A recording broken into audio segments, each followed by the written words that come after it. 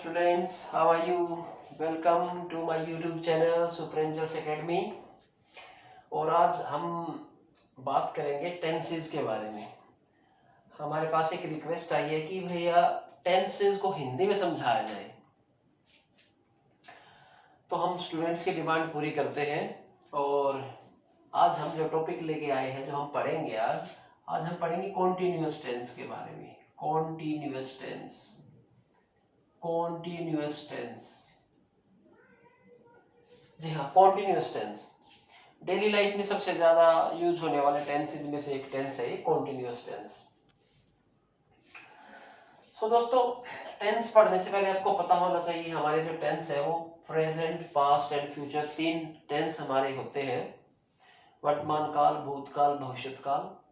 और उसमें भी कॉन्टिन्यूअस क्या होता है, इस कॉन्टिन्यूअस के बारे में हमें समझना है।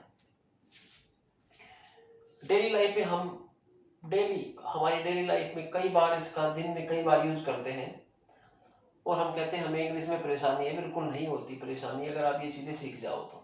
देखिए ध्यान से, अगर हम बात करें इंग्लिश टू इंग्लिश, तो कॉन्टिन्यूअस जो टेंस होता है उसका स्ट्रक्चर होता है, मैंने आपको बताया हुआ कि हर टेंस का स्ट्रक्चर आपको याद करना। स्ट्रक्चर, तो कॉन्टिन्यूअस टेंस का स्ट्रक्चर आपका होगा कि इस तरीके से होगा।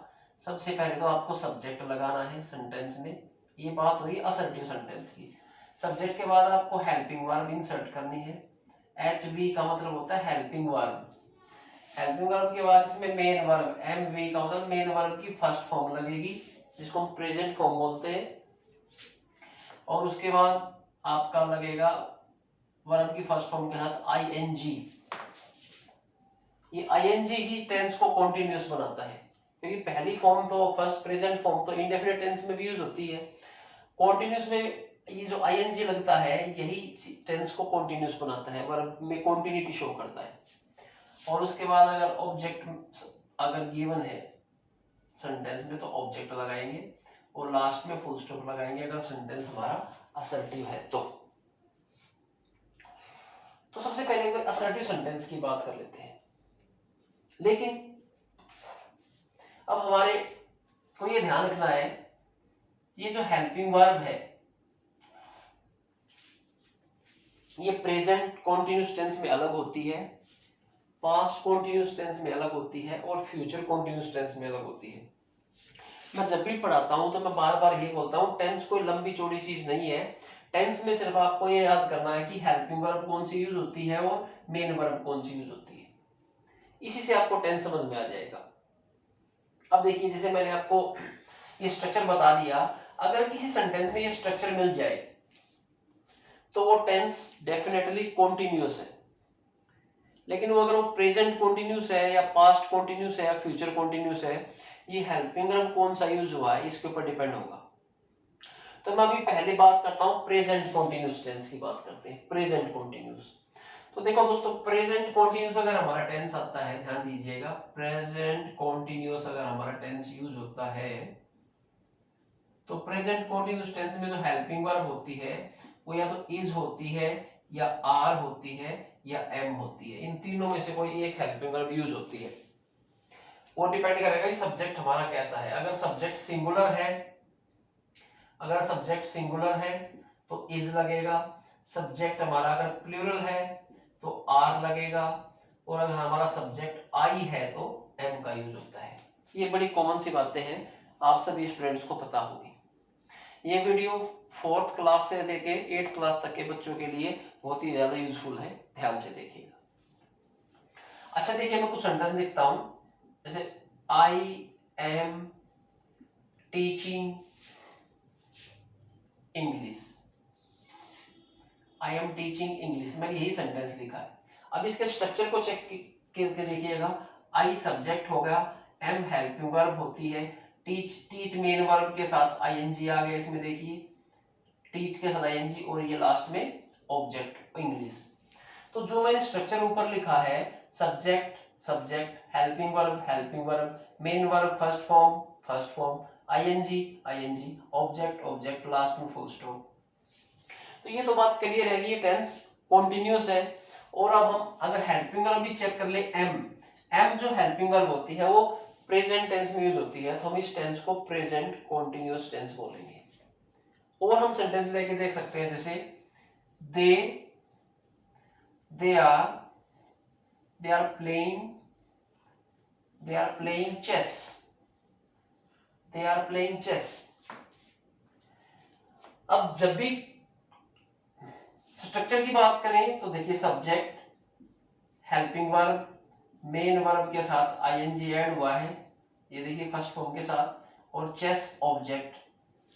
फिर से वही बात हमारे सामने निकल के आती है, अगेन सेम चीज रिपीट होती है। तो सबसे इंपॉर्टेंट बात जो है सेंटेंस स्ट्रक्चर। अगर आपको सेंटेंस स्ट्रक्चर का पता है, किसी भी सेंटेंस स्ट्रक्चर का पता है, तो आप उस टेंस को इजीली आइडेंटिफाई कर पाते हैं। ओके दोस्तों, तो कॉन्टिन्यूस का जो स्ट्रक्चर है उसमें ध्यान रखिएगा, हेल्पिंग वर्ब के बाद मेन वर्ब की प्रेजेंट फॉर्म प्लस आईएनजी उसमें आता है, यूज होता है, ये ध्यान दे लीजिएगा। ओके, तो प्रेजेंट कॉन्टिन्यूस में या पास्ट कॉन्टिन्यूस में या फ्यूचर कॉन्टिन्यूस में ये सेम रहेगा, helping verb is followed by main verb plus ING first form के साथ। और ये आईएनजी जो लगता है ये भी सिर्फ फर्स्ट फॉर्म के साथ, प्रेजेंट फॉर्म के साथ ही लगता है, न कि सेकंड फॉर्म के साथ, पास्ट फॉर्म के साथ, न ही थर्ड फॉर्म के साथ, पार्टिसिपल फॉर्म के साथ, ऐसा नहीं है। सिर्फ और सिर्फ प्रेजेंट फॉर्म के साथ, जिसको पहली फॉर्म बोलते हैं, उसी के साथ लगता है। तो बच्चों ये तो बात हुई इंग्लिश में हम कैसे पहचानेंगे। जैसे और देख लीजिए, he is going to office, he is going to office, he is going to office. He subject हो गया, इज हेल्पिंग वर्ब हो गया, गोइंग मेन वर्ब के साथ आईएनजी लग गया, और ऑफिस ऑब्जेक्ट हो गया। तो देखिए तीनों हेल्पिंग वर्ब मैंने यूज की है। सब्जेक्ट आई है तो वर्ब हमेशा एम लगेगी, हेल्पिंग वर्ब हमेशा एम का यूज होगा कॉन्टिन्यूअस टेंस में, प्रेजेंट में। सब्जेक्ट दे प्लूरल है तो प्लूरल वर्ब यूज होगी, helping verb have, sorry are, helping verb are. Okay, he subject singular है तो is singular helping verb use हो गई है।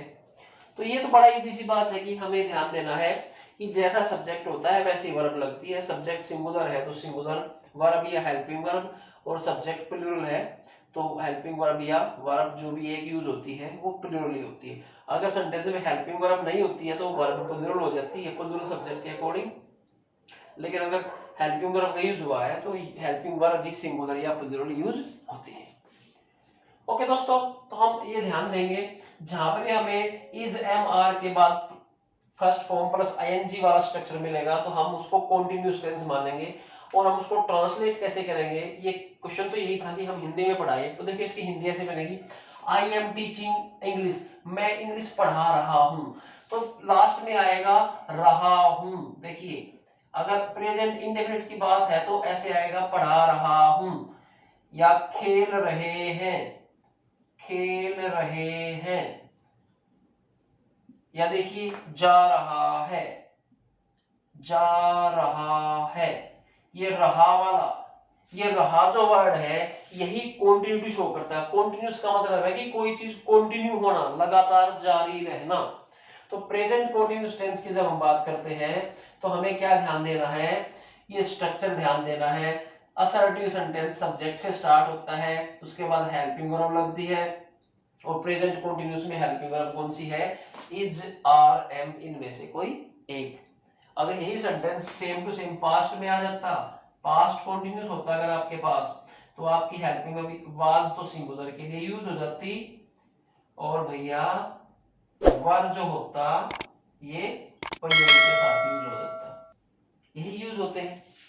तो हमें ध्यान देना है इन बातों के ऊपर। तो गांठ बांध लीजिए, अगर आपको इंग्लिश सीखनी है, टेंस सीखने हैं, तो सबसे पहले हर टेंस का एक स्ट्रक्चर होता है, उस स्ट्रक्चर को कंपल्सरी याद करना है।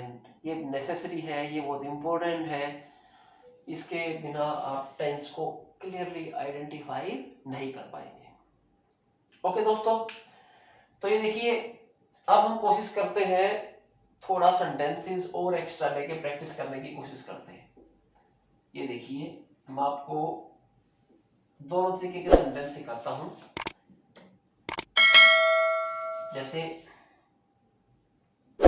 रवि पुस्तक पढ़ रहा है, ये सेंटेंस आपके सामने है, रवि पुस्तक पढ़ रहा है। आपको ये बात इंग्लिश में बोलनी है, रवि पुस्तक पढ़ रहा है। तो आप कैसे बोलेंगे, तो आपको ये पता चल गया कि रहा है, जब लास्ट में रहा है, अब रहा का मतलब तो हो गया कॉन्टिन्यूअस और है का मतलब हो गया प्रेजेंट कॉन्टिन्यूअस। है का मतलब क्या है, ये टेंस प्रेजेंट में है और काम पढ़ रहा है, यानी कि बुक पढ़ने का काम अभी कंटिन्यू है, बुक पढ़ने का काम अभी जारी है, तो इसका मतलब क्या हुआ, ये प्रेजेंट कॉन्टिन्यूअस है। जहां पर भी कॉन्टिन्यूअस टेंस आएगा वहां पर कोई काम होता मिलेगा, काम कंप्लीट नहीं मिलेगा, काम कंटिन्यू मिलेगा, काम चलता हुआ मिलेगा। तो यहाँ पे जो बुक रीडिंग का काम है, देखिए इसमें एक्शन क्या है, पढ़ना, तो यहाँ पे पढ़ना वर्ब है इस वर्ब सेंटेंस में, और हेल्पिंग वर्ब है, ठीक है। और रहा किस लिए है, रहा सिर्फ कंटिन्यूटी के लिए, तो इस रहा का मतलब है हमें इसके इस सेंटेंस में आईएनजी लगाना पड़ेगा तभी तो कंटिन्यूअस बनेगा। और बुक हमारा ऑब्जेक्ट हो गया सेंटेंस में, और रवि जो हो गया सब्जेक्ट हो गया, रवि हमारा सब्जेक्ट हो गया। तो इस हिंदी के सेंटेंस में सारी की सारी चीजें स्ट्रक्चर वाली गिवन है, हमें इनको सिर्फ अरेंज करना है। अब सबसे पहले स्ट्रक्चर में क्या है, सब्जेक्ट, तो सब्जेक्ट रवि है, तो रवि आगे लिखेंगे रवि।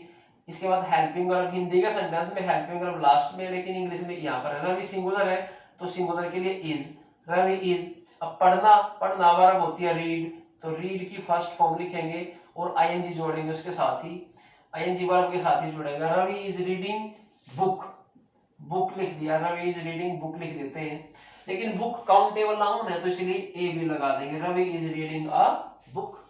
ये सेंटेंस आपका बन गया, Ravi is reading a book. अब देखिए स्ट्रक्चर में अगर इंग्लिश में पहचानना है तो हेल्पिंग वर्ब मिलेगी आपको और मेन वर्ब के साथ आईएनजी मिलेगी, सिर्फ इतने से ही काम चल जाएगा आपका। जब आपको हेल्पिंग वर्ब के बाद मेन वर्ब की फॉर्म के साथ आईएनजी मिल जाए प्रेजेंट फॉर्म के साथ, तो आप उसको कॉन्टिन्यूस बोल देंगे। और अगर ऐसे होता कि Ravi was reading a book, तो ये हो जाता पास्ट कंटिन्यूअस, इसमें बोल देते कि रवि बुक पढ़ रहा था। अब ये वाज आ गया ना हेल्पिंग वर्ब, देखिए हेल्पिंग वर्ब वॉज आ गया तो इट मींस ये भूतकाल है, तो इसको हम पास्ट कंटिन्यूअस बोल देते।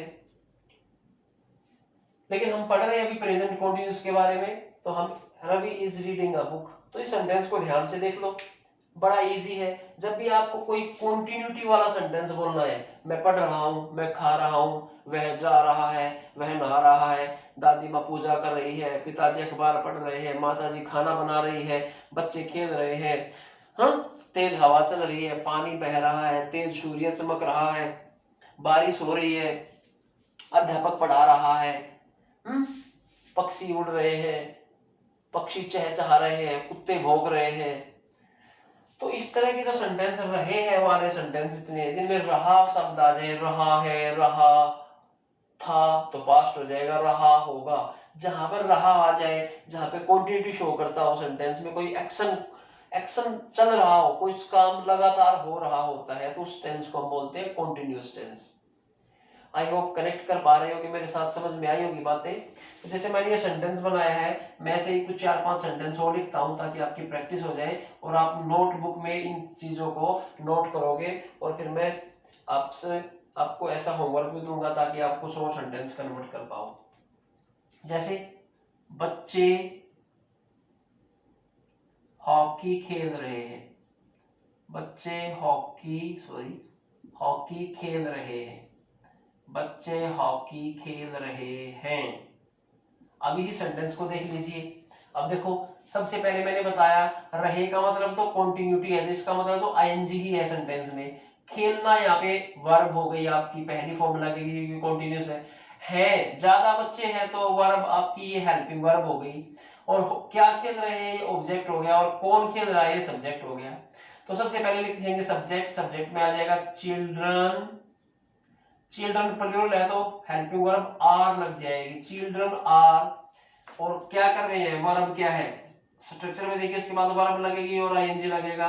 चिल्ड्रन आर प्लेइंग, क्या कर रहे हैं, खेल रहे हैं, तो क्या खेल रहे हैं, हॉकी खेल रहे हैं, चिल्ड्रन आर प्लेइंग हॉकी। ये देख लीजिए चिल्ड्रन आर प्लेइंग हॉकी, बड़ा इजीली ट्रांसलेट हो गया। अब हम हिंदी में बोलते हैं बच्चे खेल रहे हैं, तो हम ये भी बोलते हैं चिल्ड्रन आर प्लेइंग, बिल्कुल इजी है। और जब हम छोटे छोटे सेंटेंस इंग्लिश में बोलना स्टार्ट करेंगे तभी हमें इंग्लिश बोलने में फ्लुएंसी प्राप्त होगी।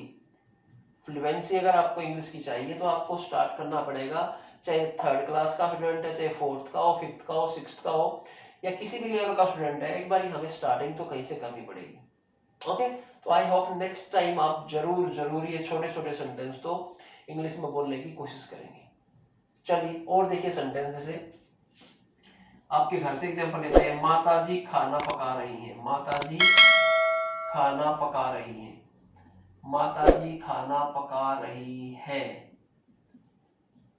ओके, माताजी खाना पका रही है। अब देखो है तो हो गया भैया हेल्पिंग वर्ब, इससे हेल्पिंग वर्ब से हमें ये पता चल रहा है कौन सा टेंस है भाई, कॉन्टिन्यूस तो है, कॉन्टिन्यूस तो रही से पता चल गया, कॉन्टिन्यूस तो ये पता चल गया कि काम हो रहा है, लेकिन है का मतलब अब प्रेजेंट में हो रहा है, तो प्रेजेंट कॉन्टिन्यूस। माताजी खाना पका रही थी होता तो थी से पास्ट का पता चलता, माताजी खाना पका रही होंगी गागेगी होता तो फ्यूचर का पता चलता। तो अब हमें ध्यान देना है जो हेल्पिंग वर्ब है वो आपको टेंस भी क्लियर कर रही है कि ये प्रेजेंट टेंस है या पास्ट टेंस है, कॉन्टिन्यूस में हेल्पिंग वर्ब ही क्लियर कर पा रही है कि आपका टेंस प्रेजेंट है या पास्ट है या फ्यूचर है। अब पकाना यहाँ पे वर्ब है, ये देखिए, क्योंकि हमें इन चीजों को वर्ब को लिखना पड़ेगा तो पहले पहचानना पड़ेगा, और यहाँ पे खाना जो है ऑब्जेक्ट हो गया और माताजी आपका सब्जेक्ट होगी।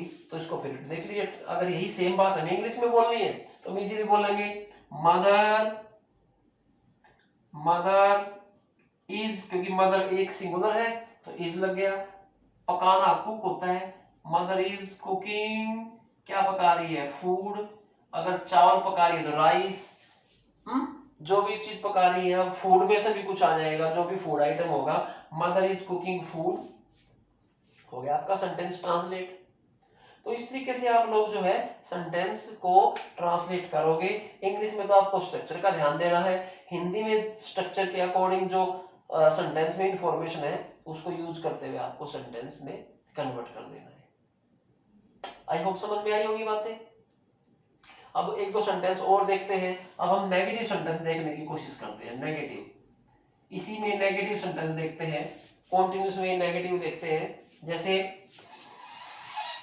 सॉरी, पिताजी, पिताजी अखबार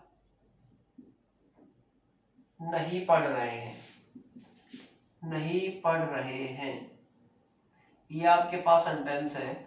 देखिए सेम सेंटेंस है, पढ़ना इसमें वर्ब है, रहे का मतलब कॉन्टिन्यूस है, और है का मतलब हेल्पिंग वर्ब है, अखबार आपका ऑब्जेक्ट है, फादर आपका सब्जेक्ट है, लेकिन नहीं आ गया इसमें, बस ये नेगेटिव सेंटेंस हो गया। अब इसमें नहीं का मतलब नेगेटिव सेंटेंस है तो इसमें नॉट का यूज करना पड़ेगा, वो नॉट कहां पर आएगा ये ध्यान देना आपको। तो देखिए सब्जेक्ट क्या है, father, father, helping verb is, helping verb के साथ ही हमेशा नोट लगता है। अगर सेंटेंस आपका नेगेटिव है तो हमेशा जो नोट है आप उसको हेल्पिंग वर्ब के साथ ही लगाओगे। उसके बाद father is not, father is not reading, पढ़ना, फिर आएगा reading, father is not reading newspaper. ये देखिए फिर से वही सेंटेंस है, लेकिन बस इसमें नोट आ गया क्योंकि सेंटेंस नेगेटिव था तो हमने इसमें एक वर्ड और ऐड कर दिया जिसको हम बोलते हैं नहीं के लिए यूज करते हैं नॉट, नॉट। एक और सेंटेंस देखिए, जैसे अध्यापक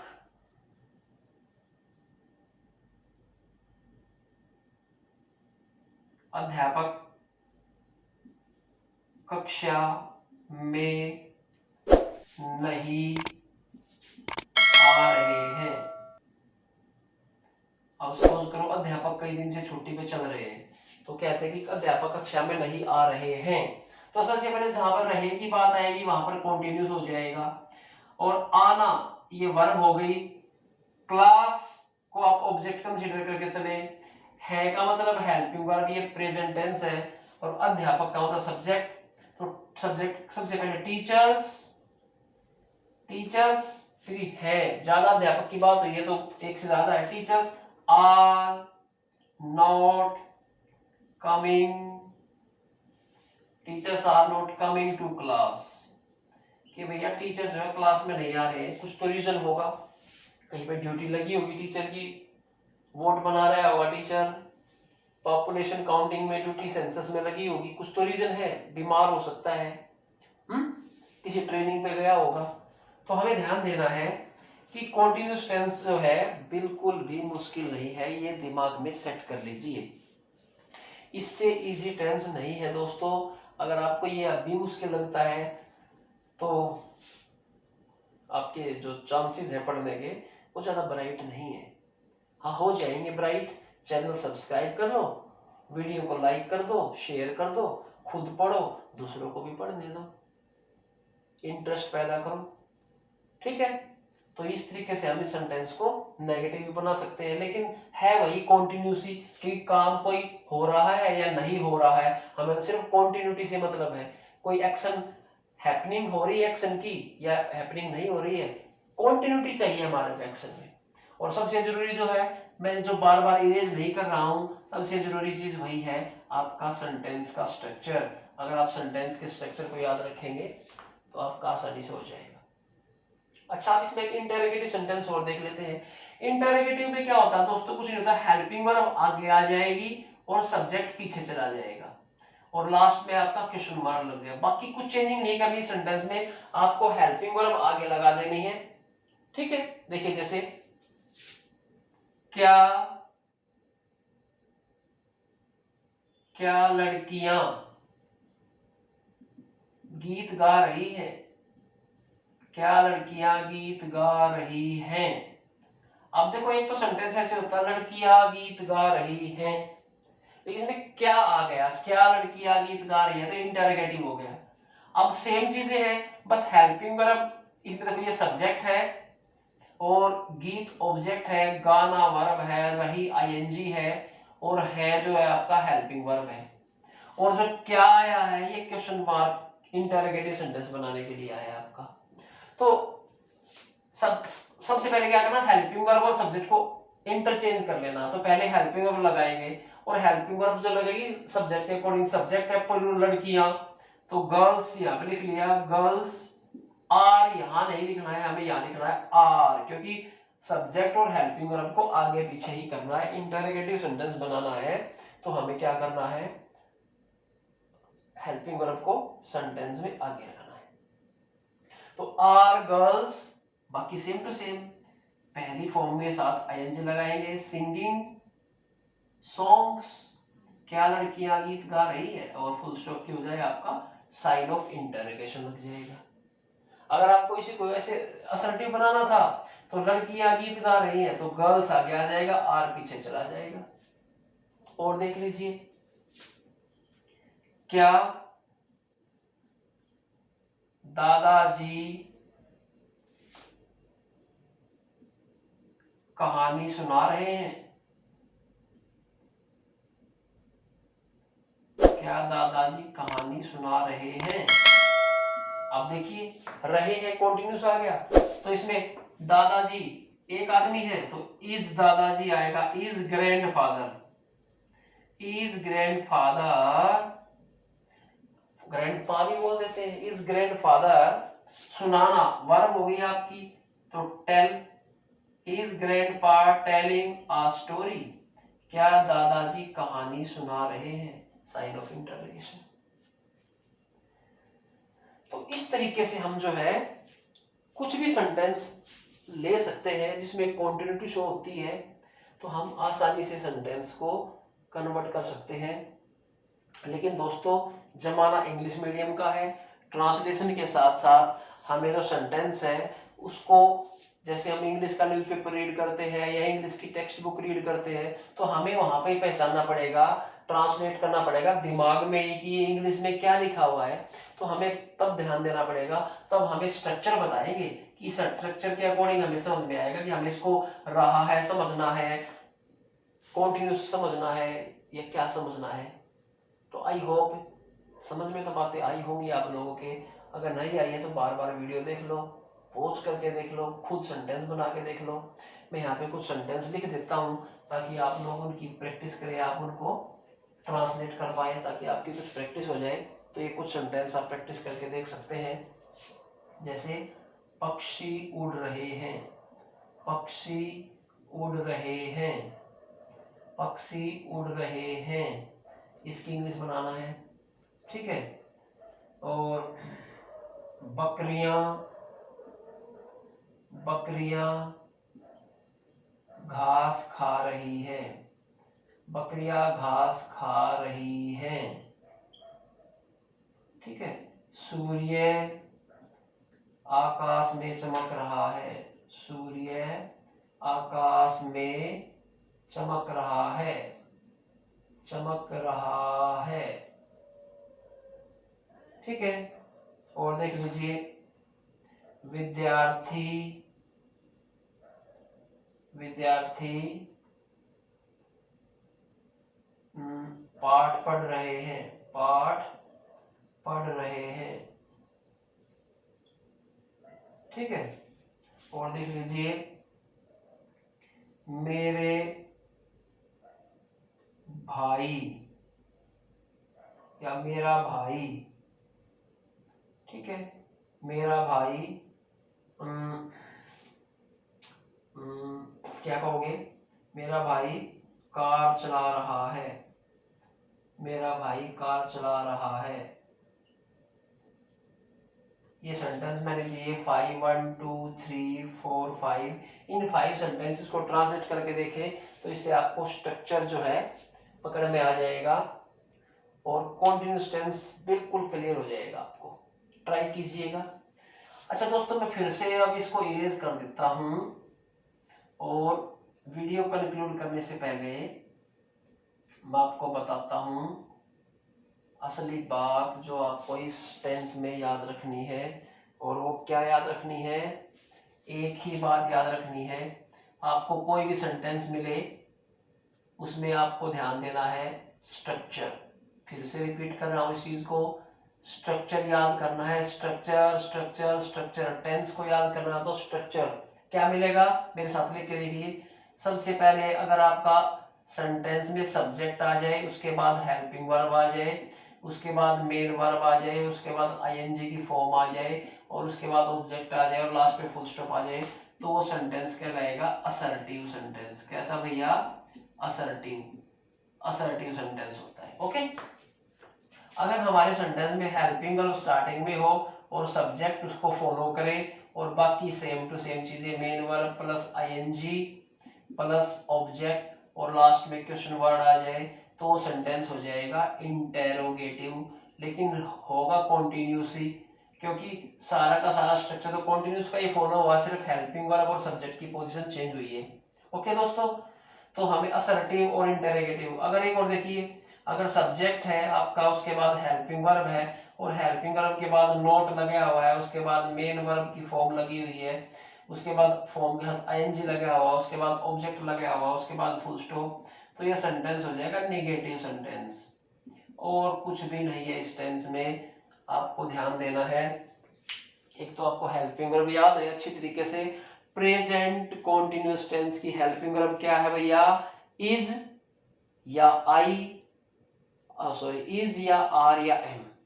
या तो इज लगाएंगे, इज कब लगेगा, फिर से लिख देता हूं, इज हेल्पिंग वर्ब तब यूज होगी जब आपका सब्जेक्ट जो है अगर सिंगुलर होगा। अगर आपका सब्जेक्ट सिंगुलर होगा तो इज हेल्पिंग वर्ब लगानी है। और आर हेल्पिंग वर्ब कब लगेगी, जब आपका सब्जेक्ट प्लूरल होगा। जब आपका सब्जेक्ट प्लूरल होगा तो आर लगाना है। और एम कब लगेगा, जब आपका सब्जेक्ट आई, आई जो वर्ड है, आई मैंने मैं, जब सब्जेक्ट आपका आई होगा, मैं होगा, तो आपको एम हेल्पिंग वर्ब का यूज करना है और कुछ नहीं है। ये आपका टेंस प्रेजेंट कॉन्टिन्यूस पूरा हो जाता है। आप सेंटेंस ट्राई कर लीजिए। आप इन्हीं को नेगेटिव भी बना सकते हैं, इन्हीं को इंटरोगेटिव भी बना सकते हैं।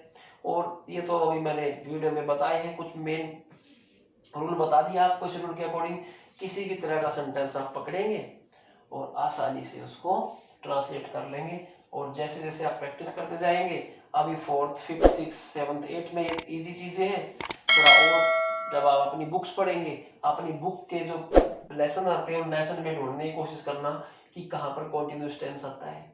हाँ, एक कंडीशन मैं आपको बताता हूँ, एक यहाँ पे कंडीशन जरूर रहेगी ट्रांसलेशन में। आपको वर्ब की फॉर्म और ये जो बीच में वर्ड मीनिंग आते हैं ऑब्जेक्ट की जगह पर, ये आपको याद होने चाहिए। जैसे आपको घास की इंग्लिश आनी चाहिए, फ्लाई मैंने उड़ना वर्ब का पता होना चाहिए, खाना की वर्ब क्या है, चमकने की वर्ब क्या है, पढ़ने की वर्ब क्या है, कार चलाना की वर्ब क्या है। ये जो वर्ब्स जो है, ये वर्ब्स तो आपको याद होनी चाहिए, क्योंकि हम जो है प्राइमरी क्लासेस में हमारे टीचर्स हमें कराते हैं कि हमें यही नंबर याद कराते हैं, जेंडर याद कराते हैं, वर्ब याद कराते हैं, डिग्री ऑफ एडजेक्टिव याद कराते हैं, एडवर्ब याद कराते हैं, यही चीजें हमें याद कराते हैं। तो जो चीज हमने याद की है, अब हमारा उनको अप्लाई करने का टाइम आ गया है। अब हम 5th 6th 7th 8th standard में आ गए हैं, तो हम इन चीजों का अप्लाई करेंगे। और ये मेरी गारंटी है, टेंस जो है बिल्कुल बच्चों का खेल है, चाइल्ड्स प्ले है, बिल्कुल आसान सा है, आप चुटकियों में सीख सकते हो। लेकिन ये रूल आप याद करोगे और सेंटेंसेस को बना के देखोगे। घबराना नहीं है, अगर कोई वर्ड की इंग्लिश नहीं आती है, अपने किसी दोस्त से साथी से पूछ लो, या कमेंट सेक्शन में मेरे से पूछ लो, नहीं तो डिक्शनरी में फोन पे से भी कुछ निकल आता है, आप वो भी पूछ सकते हैं। ओके दोस्तों, तो आई होप आपको ये प्रेजेंट कॉन्टिन्यूस टेंस समझ में आया होगा। बाकी कुछ अगर कमी रहती है तो आपके लेवल पे रहती है, टीचर्स तो सभी अच्छा पढ़ाने की कोशिश करते हैं, अगर कमी रह जाती है तो बच्चों की प्रैक्टिस की कमी रह जाती है, तो आप उन प्रैक्टिस की कमी ना रहने दें और इस चीज़ की प्रैक्टिस करें, ताकि आपको नेक्स्ट टेंस सीखने में आसानी हो। और इंग्लिश में पढ़ने में जब मज़ा आएगा, तो ये सोचना कि आपको कुछ सीखने को मिल रहा है। अगर आप पढ़ने में मजा ले रहे हैं, पढ़ने में इंटरेस्ट है आपका, तो ही आप सीख पा रहे हो। अगर मन मार के आप पढ़ रहे हो तो आपको कुछ समझ में नहीं आने वाला है, आ भी गया तो जल्दी उसको भूल जाओगे। सो दोस्तों, आज के वीडियो में इतना ही।